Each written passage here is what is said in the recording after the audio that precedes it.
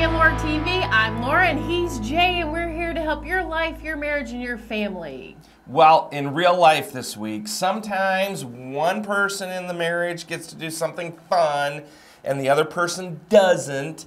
And this particular week, it was Laura who got to do something fun because she and Grace got to travel to Atlanta, Georgia to go shopping all weekend long and celebrate Laura's mom's 80th birthday. He's just saying that because he got to do something funner. Yeah, well, yesterday I got to go play golf on Mackinac Island. They picked me up on a private airplane, flew me up there. Anyway. Eat yummy food, stuff nobody else would ever get to eat. We had fun, both of us, in our own unique way. Laura shopping with all her daughter and mother and sister, and I got to... in the big city. Play golf. There we go. So real life, the golfing was really one of those things that happens every year.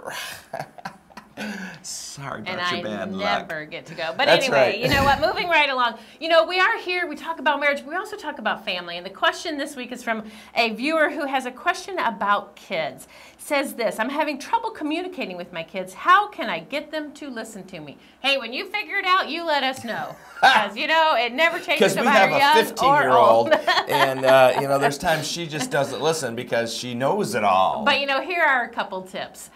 Communicate to your children face to face, even if they're little. Get down at their level. Maybe grab their face. Yep. Make sure that they're listening to you, that you're listening to them. Start that face-to-face connection. And here's something that I've had to learn the hard way. Communicate in a normal voice. Yelling will never get them to listen to you. It will get them to roll their eyes. It will get them to tune you out. It will get them to go in their room. So communicate in a normal voice. But you know what? It takes us right into tips for communicating with your kids. This is this week's Connection Corner. Here are 3 tips for communicating with your kids. And the first one is to plan. You know what? Let your kids know there's a plan. It doesn't just happen. Even a plan for today. A plan for the week. When summer starts, here's the plan for the summer. Here's the school year. We sat down with Grace before the school year started and said, you know what? Here's the plan for bedtime.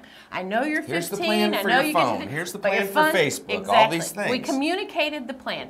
Then the second tip is to always take time to play. Take time to play with your kids. I know sometimes it may only take 10 minutes. You're busy. You got so much to do. But you know, when they come through the door at the end of the day, take some time to play with them. One thing we do with our kids is we always have a TV show that we watch together.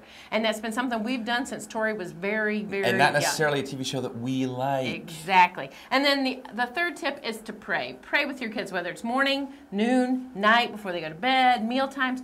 Always pray with your kids. Pray for their day, pray for their friends, pray for things that they have concerns about. So plan, play, pray. Those are your tips for communicating with your kids this week on Connection Corner. There you go. Marriage in the news. We're so super excited because our friend Jason Rates is in the news. And Jason is one of the nation's leading experts on bullying.